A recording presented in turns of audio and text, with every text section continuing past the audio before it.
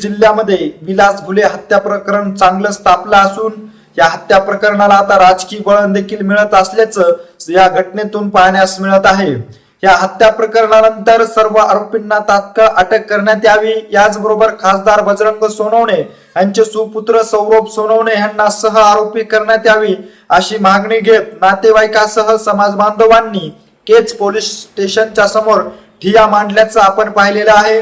त्यानंतर या घटनेची दखल घेत आमदार धनंजय मुंडे यांनी सभागृहामध्ये देखील आवाज उठवला। त्यानंतर आमदार धनंजय मुंडे जे आहेत ते काल या कुटुंबाच्या सातवांपर भेटीसाठी आले असता त्यांनी बोलत असताना बजरंग सोनवणे यांच्यावर निशाणा साधल्याचं देखील आपल्याला पाहण्यास मिळालेलं आहे। ज्यावेळेस ते प्रसार माध्यमांशी बोलत होते त्यावेळेस त्यांनी एक भावना व्यक्त केलेली आहे, जेव्हा आमच्यावर वेळ आली होती त्यावेळेस राजकारण झालं नाही का, आता तुमच्यावर वेळ आली तर तुम्ही राजकारण म्हणता का, अशा पद्धतीचा कडक इशारा आणि टोला देखील खासदार बजरंग सोनवणे यांना धनंजय मुंडे यांनी दिल्याचं आपल्याला पाहण्यास मिळालेलं आहे। मोठ्याचं लेकरू असल्यामुळे त्याला अटक झाली नाही का, अशा पद्धतीचं वक्तव्य देखील धनंजय मुंडे यांनी यावेळेस केलेलं आहे। या हत्या प्रकरणातील 9 आरोपी अटक असले तरी मात्र 10वा आरोपी जो आहे तो अद्यापही मोकाट असून त्यांनी थेट बजरंग सोनवणे यांचे सुपुत्र सौरभ सोनवणेकडे नाव न घेता इशारा केल्याचं देखील आपल्याला ह्या सर्व घटनेतून पाहण्यास मिळालेलं आहे। आमदार धनंजय मुंडे ज्यावेळेस घुले कुटुंबाच्या भेटीसाठी आले होते, प्रसार माध्यमांशी ज्यावेळेस ते बोलत होते ते नेमकं काय म्हणाले आहेत, बजरंग सोनवणे यांच्याविषयी त्यांनी काय वक्तव्य केलेलं आहे, या हत्या प्रकरणाविषयी त्यांनी काही महत्वाचे खुलासे देखील केलेले आहेत। नेमकं धनंजय मुंडे या हत्या प्रकरणाविषयी बजरंग सोनवणे व त्यांचे पुत्र सौरभ सोनवणे विषयी काय म्हणाले आहेत तेच आपण या पुढील व्हिडिओच्या माध्यमातून सविस्तर पाहूया। मारायला दाखवायचा एकाला आणि खून करायचा एकाचा, आणि याचा सूत्रधार नेमका अनेक जणांनी साक्ष दिली आहे पण त्यांना ती साक्ष पटत नाही पोलिसांना। मग नेमकी कुठली साक्ष पोलिसांना पाहिजे, या बाबतीत आम्ही हे प्रकरण अतिशय गंभीर्याने घेतलंय। अधिवेशनाच्या पहिल्या दिवशीच ही घटना घडल्यानंतर मी स्वतः सभागृहामध्ये हा मुद्दा काढला। या मुद्द्यावर अतिशय प्रखरपणे मी सभागृहात भांडलो आणि आता राहिलेला एक आरोपी तो कुणाचाही असो, मला देणं घेणं नाही, कुठल्या जातीपातीचा असो, कुणाच्याही जवळचा असो, घेणं देणं नाही, पण न्याय हे सगळ्याला सारखा असला पाहिजे आणि तो न्याय सगळ्याला सारखा मिळावा म्हणून पुन्हा एकदा मी विधानसभाचं अधिवेशन पावसाळी चालू आहे, सोमवारी पुन्हा हा विषय सदनामध्ये येणार आहे आणि तिथं मात्र तिथंही मी स्वस्थ बसणार नाही। एका आरोपीचे लाड का, हा माझा प्रश्न आहे, हे सुद्धा माध्यमांनी आता आपल्या माध्यमातून विचारणं गरजेचं आहे। आजपर्यंत सभागृहात सुद्धा मी कुणाचं नाव घेतलं नाही, कुठल्याही आरोपीचं नाव घेतलं नाही, ज्याचा खून झाला त्याचंच फक्त नाव घेतलं। आणि आमच्या सगळ्यांची इच्छा आहे की शेवटपर्यंत याच्या जे जे कोण गुंतले असतील त्याला शासन झालं पाहिजे, या भूमिकेतून आम्ही आज या ठिकाणी सर्वच जण आहोत। आज या कुटुंबाला आधार द्यायची गरज आहे, याच कुटुंबाला नाही तर जो एसटी समाजाचा उमेश माने त्याला सुद्धा आज धमक्या चालू आहेत, धमक्या दबाव टाकला जातोय, तो आज गाव सोडून गेलाय आणि आज पोलीस काय करते आहे, एक एसटी समाजाचा गरीब, अतिशय गरीब, रोज कमवून खाणारा कुणाचा वैरी कसा होऊ शकतो, त्याला कोण मारू शकतं, त्यालाच मारायचं होतं का आणखीन काय करायचं होतं, हे तपासामध्ये सगळ्या काही गोष्टी समोर आल्या पाहिजेत आणि त्या आम्ही आणल्याशिवाय स्वस्थ बसणार नाही। पोलिसांना सुद्धा, प्रशासनाला आणि सरकारला सुद्धा स्वस्थ बसू देणार नाही। धन्यवाद। लक्षात घ्या, ही खरी गोष्ट आहे की रमेश घुलेंना दबाव टाकणं, दबावात आलं नाही तर खोट्या गुन्ह्याची धमकी देणं आणि खोट्या गुन्ह्याच्या धमकीतून त्यांनी केलेलं पाप म्हणजे विलासचा खून, इतकं इतकं ब्रुटल, इतकं वाईट विचार कुणाचे असू शकतात? म्हणून मी सांगतोय, कुणी किती जरी प्रयत्न केला तर या घुले कुटुंबाच्या पाठीमाग सबंध शक्ती आहे, एकाची नाही, सर्व जाती धर्मातल्या लोकांची शक्ती त्यांच्या मागे आहे. त्याच्यामुळे कुणी असा खोटं करायचा प्रयत्न करणार असेल तर ते खोटं सुद्धा आम्ही होऊ देणार नाहीत. ज्यांच्यावर या प्रकरणात आरोप होत आहेत त्यांनी मात्र हे आरोप सगळे फेटाळलेत आणि आमचे सीडीआर चेक करा, काय पाहिजे ते चेक करा, हे केवळ राजकारण केलं जाते असं देखील त्यांनी म्हटलं. एक लक्षात घ्या, ही घटना काय राजकारणाची आहे का? कुणाला काय बंद पडलं राजकारण करणं? आमच्यासाठी राजकारण हे फक्त निवडणुकीपुरतं आहे.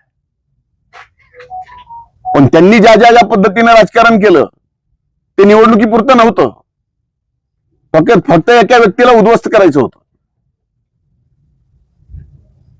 आता तुमच्यावर वेळ आली की राजकारण करताय, त्यांच्यावर वेळ आली की म्हणायचं ना हे सगळं राजकारण चाललंय. अरे माणूस गेलाय, हॉटेलचा मालक आहे, तिथे एसटी समाजाच्या गरीब पोराला मारतायत, त्याला वाचवण्यासाठी जातोय. ज्याला मारतायत तो काय त्याच्या जातीचा नव्हता, पण त्याला दया माया आली की याला वाचवलं पाहिजे, मारून टाकतील. पण त्यांचा उद्देश विलासलाच मारायचा होता. त्याच्यामुळे आता राजकारणाचा विषय त्यांनीच मध्ये आणून त्यांची अडचण आणखीन वाढवू नये. या सगळ्या गोष्टी उद्या त्यांची अडचणी वाढवणार आहेत. भाऊ, एकीकडे घुले कुटुंब न्याय ती समाजाच्या ज्याला मारत होते त्याच्यासाठी, पण ज्यांनी मारले त्यांना मात्र त्या मानेला मारायचं नव्हतं, त्यांना मात्र घुलेला मारायचं होतं.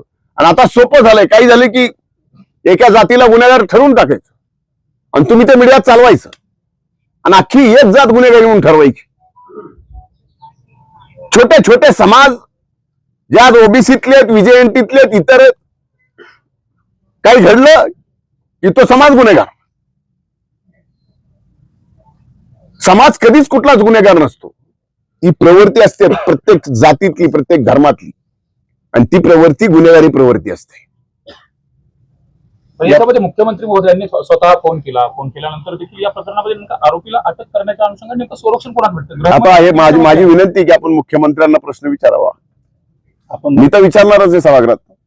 तुम्ही स्वतः या प्रकरणात सभागृहात आवाज उठवलाय, आमदार नमिता मुंदडा या देखील बोलल्यात. आता सोमवारी तुम्ही एकदा पुन्हा बोलणार, परंतु रस्त्यावरची लढाई नेमकी कशी असणार जर न्याय मिळाला नाही? आता एक मिनिट, आता तुम्हाला काय घाई झाली रस्त्यावरच्या लढाईची? तुम्ही काय करू नका ना. आज कुटुंब हे दुःखाचं आहे, अंत्यविधी कधी झालाय, त्याच्यानंतर आपल्या काही रिच्युअल्स असतात ते पाळावे लागतात सगळ्या कुटुंबाला. तेवढ्यावरही नाही झाल्यानंतर रस्त्यावरच्या लढाईला कधी तुम्ही बघितलेल्या आहेत आमच्या रस्त्यावरच्या लढाया? विलासची क्रूर हत्या झाली तरी इथले खासदार म्हणतात मी जिल्ह्याचा वाघ आहे. आता मी काय म्हणू शकतो त्यांना? आता ते वाघ स्वतःलाच म्हणायला लागले, त्याच्यामुळे मला काय नाही, ते वाघ तर ते वाघ, काय म्हणायचं त्याला? मात्र तुम्ही त्या तुम्ही महेंद्र तुमच्या सारख्याने तसा प्रश्न विचारावा ही अपेक्षाही नाही. कोण स्वतःला वाघ म्हणतंय म्हणजे याचा अर्थ दुसरे कोणी सगळे शियाळे समजते स्वतःला, असं नाही ना. मात्र तो वाघ आम्हाला ही संवेदना अपेक्षित आहे खासदाराकडनं. या कुटुंबाचं सुद्धा सांत्वन करण्यासाठी यायला पाहिजे. भाऊ, ते स्वतःला वाघ म्हणालेत, मात्र तो वाघ मला देखील खायला असं रमेश घुले म्हणतात. त्यांच्यामध्ये आजही भीती कायम आहे. माझं तेच म्हणणं आहे. मी आता इथून निघाल्यावर स्वतः एसपीशी बोलणार आहे, रमेशला संरक्षण देण्याच्या बाबतीतही बोलणार आहे. त्यांना जे काय धमक्या येतात ह्या सगळ्या गोष्टीची चौकशी करण्यासाठी सुद्धा मी त्यांना पोलिसांना यंत्रणेला सांगणार आहे. अगोदरच बहुतेक रमेशने अर्ज पण दिलाय, तसा नाव दिलेत, अर्ज दिला. जिल्ह्यामध्ये 22 खून आपण आता म्हटलेलं आहे, म्हणजे जिल्हा वारं सोडला गेलेला आहे का? कायदा सुव्यवस्थेत धाक राहिले नाही का? सामान्य माणसाने मग काय करायचं? आता ती टॅगलाईन तुम्हाला काय घ्यायची तरी घ्या, तुम्हाला स्वातंत्र्य आहे. पण ही वस्तुस्थिती आहे की 22 खून झालेत, 22 पेक्षा जास्त. थँक्यू.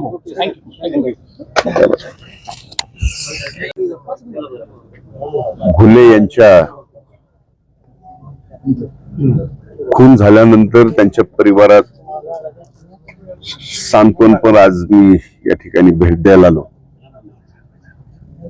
त्यांनी जी परिस्थिती सांगितली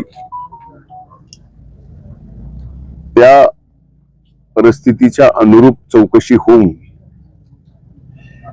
सर्वच्या सर्व आरोपी अटक होणं हे खऱ्या अर्थानं आज या कुटुंबाची पहिली मागणी आहे. खर तर ही घटना एसटी समाजातला एक उमेश माने याला मारण्यासाठी काही लोकांनी ठरवून येऊन गावकरी हॉटेल जे घुलेंचं आहे तिथं त्याला मारहाण करायचं चालू केलं. त्या उमेश मानेला एकट्याला मारतायत म्हणून गावकरी हॉटेलचा मालक विलास घुले ते भांडण सोडवायला गेला. तिथं मात्र उमेश माने ला बाजूला ठेवलं आणि विलास घुलेची निर्घुण हत्या त्या ठिकाणी करण्यात आलेली आहे. या घटनेमध्ये आतापर्यंत पोलिसांना विचारलं तर 9 आरोपी अटक केलेले आहेत,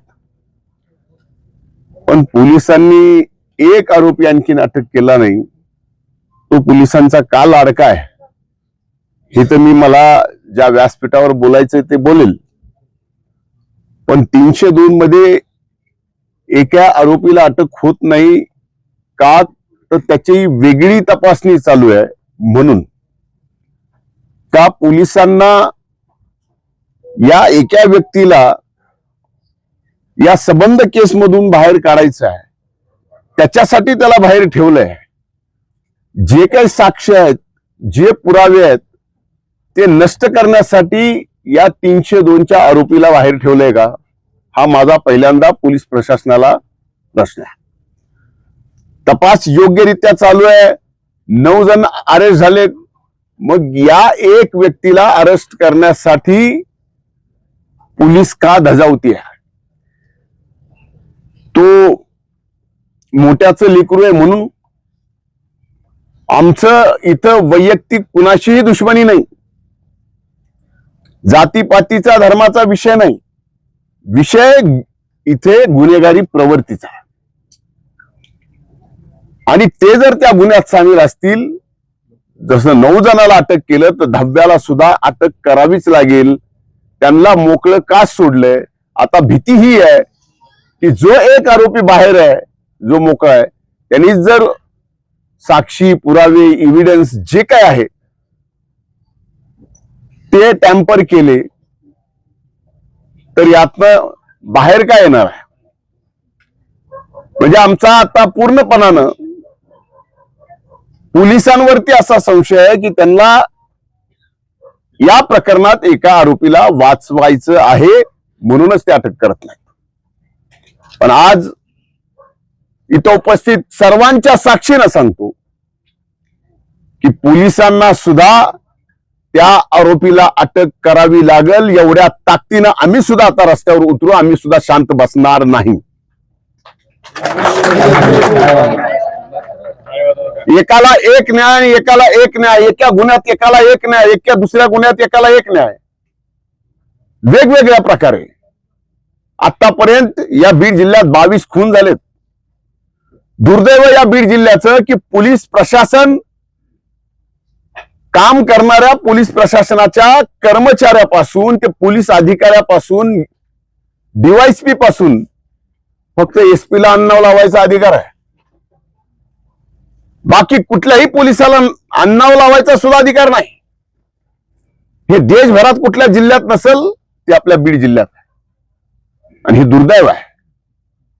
आम्ही या ठिकाणी पूर्णपणानं सामाजिक सलोखा जपून तशा पद्धतीचं कुठलंही कुणाचंही मन न दुखवता, कारण इथं तुम्ही ऐकलं असेल की या टाकळीचे आणि कदमवाडीचे किती चांगले, प्रत्येक माणसाशी, प्रत्येक घराशी संबंध किती चांगले हे टाकळीकरांना माहिती आहे आणि कदमवाडीलाही माहिती आहे. पुढे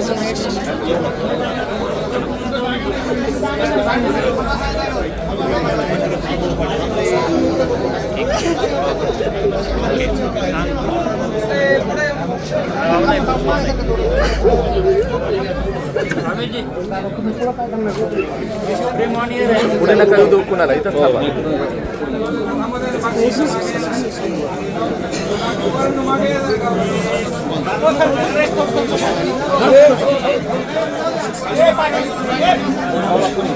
लाईव्ह नाही नाही म्हणून लाईव्ह देतोय.